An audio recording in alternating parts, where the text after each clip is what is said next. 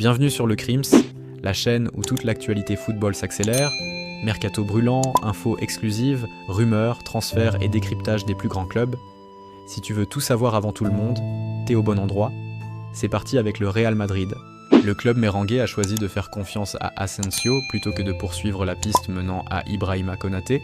Le jeune défenseur central espagnol a convaincu la direction grâce à sa progression constante, notamment depuis la Coupe du Monde des clubs où il a livré des prestations solides. Son évolution a poussé le club à soutenir pleinement son développement plutôt que de miser sur un renfort externe. Du côté de Konaté, la situation est plus compliquée. En manque de régularité et souvent critiqué pour ses performances en dents de scie cette saison, il ne fait plus partie des priorités du Real à ce poste. Un choix stratégique du Real qui semble miser sur la continuité et la formation interne plutôt qu'un gros transfert défensif cet hiver. À suivre. Source, presse espagnole. Et à part ça, le club italien serait prêt à proposer jusqu'à 50 millions d'euros pour s'attacher les services de Franco Mastantuono, jeune milieu du Real Madrid. Mais du côté madrilène, la réponse est claire. Refus catégorique, le Real considère Mastantuono comme un joueur d'avenir essentiel à son projet à long terme. Cette décision s'explique aussi par le retour prévu de Nico Paz en juin prochain. Le joueur possède un profil similaire à celui de Mastantuono, ce qui renforce la stratégie du club de conserver ses jeunes talents au lieu de les monnayer. Le message est fort, le Real Madrid ne brade pas son futur même face à des offres importantes venues d'Europe. Affaire à suivre cet été, Source, Defensa Central.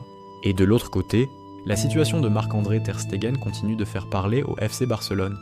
D'après El Larguero, le gardien allemand n'envisagerait un départ en janvier que s'il reçoit une offre d'un grand club européen. Une exigence claire qui montre qu'il ne partira pas pour n'importe quel projet. Cependant, le quotidien Sport affirme que le Barça n'a aucune intention de le laisser partir. Le club ne compte pas résilier son contrat ni se séparer de son joueur emblématique. Ter Stegen reste donc pour le moment intouchable aux yeux de la direction, mais la porte ne semble pas totalement fermée en cas d'offre XXL, à suivre de près durant ce mercato hivernal. Sources, El Larguero, Sport. Et à part ça, le FC Barcelone pourrait surprendre tout le monde en s'attaquant à un profil inattendu. Nicolas Otamendi, le défenseur central de Benfica âgé de 37 ans.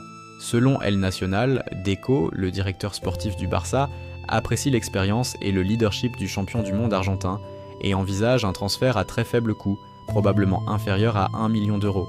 Avec un effectif affaibli en défense et des finances sous pression à cause du fair play financier, le Barça explore toutes les pistes possibles, même les plus économiques. Otamendi, toujours performant en Liga Portugal, pourrait représenter une solution d'urgence fiable pour encadrer les jeunes et renforcer l'arrière-garde catalane jusqu'à la fin de saison. Un choix qui ferait débat, mais qui correspond parfaitement à la réalité financière actuelle du club.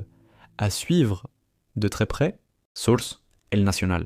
Et de l'autre côté, le FC Barcelone cible encore Nathan Ake. Le défenseur de Manchester City est dans le viseur des Blaugrana, mais la concurrence s'annonce féroce. En Premier League, Bournemouth, Crystal Palace, Fulham et West Ham surveillent également sa situation de très près. City valorise Ake entre 30 et 35 millions d'euros, une somme actuellement difficile à assumer pour le Barça, contraint par les règles du fair play financier. Résultat, le club catalan envisage une formule en prêt avec option d'achat, seul scénario viable pour espérer attirer le néerlandais dès cet hiver. Un dossier compliqué mais stratégique pour Hansi Flick, qui cherche à renforcer sa défense.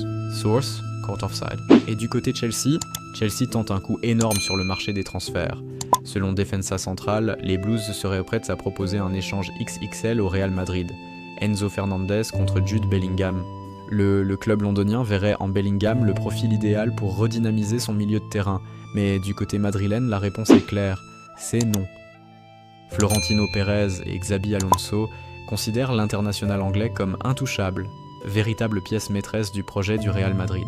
Malgré le prix élevé d'Enzo et son statut de champion du monde, les Merengues ne comptent pas céder à cette proposition, confirmant leur volonté de construire l'avenir autour de Bellingham. Source, Defensa Central. Et du côté United, Manchester United entre officiellement dans la course pour Bradley Barcola, l'ailier du Paris Saint-Germain, attire l'attention des plus grands clubs européens et les Red Devils rejoignent désormais Liverpool et le Bayern Munich parmi les prétendants sérieux. À seulement 21 ans, Barcola séduit par sa vitesse, sa technique et sa polyvalence sur le front de l'attaque. Pourtant, malgré l'intérêt croissant, le PSG reste ferme. Aucune vente ne sera envisagée en janvier. Le club parisien compte sur lui pour la seconde partie de saison, mais l'été prochain pourrait bien être le théâtre d'un gros feuilleton autour de l'international espoir français. Source: Ekrem Konur. Et de l'autre côté, alors qu'il semblait bien parti pour rester à Everton après son prêt, Jack Grealish pourrait finalement voir son avenir s'écrire ailleurs. Selon Football Insider, l'intérêt d'Everton pour un transfert définitif s'est refroidi, principalement à cause de la clause d'achat fixée à 50 millions de livres sterling, un montant jugé trop élevé pour les finances du club. Pourtant, Grealish se sent parfaitement épanoui chez les Toffees et souhaite continuer à évoluer sous les ordres de David Moyes, qu'il apprécie particulièrement. Le joueur espère toujours un accord entre les deux clubs, mais la balle est dans le camp d'Everton, qui devra trouver une solution financière réaliste s'ils veulent conserver l'international anglais. Source: Football Insider. Et en Italie, Christopher Nkunku vers la Turquie. Galatasaray accélère les négociations pour recruter l'attaquant de l'AC Milan. Selon la Repubblica, le club turc est l'un des rares à pouvoir payer les 35 millions d'euros réclamés par les rossoneri. Arrivé l'été dernier pour près de 40 millions d'euros, Nkunku peine à convaincre sous les ordres de Massimiliano Allegri. Galatasaray veut profiter de cette situation pour en faire un leader offensif, aux côtés d'Osimhen et Icardi. Son rival Fenerbahçe est aussi sur le dossier, mais Galatasaray semble avoir une longueur d'avance grâce à sa capacité à payer cash dès janvier. La Juve, elle, a proposé un échange, mais Milan veut récupérer son investissement. Nkunku à Istanbul, le feuilleton ne fait que commencer. Selon la Repubblica, que pensez-vous de cela? Dites-nous dans le commentaire. Et c'est tout pour aujourd'hui, n'oubliez pas de vous abonner et d'activer la cloche de notification pour ne rien rater de nos prochaines vidéos. Bye bye bye.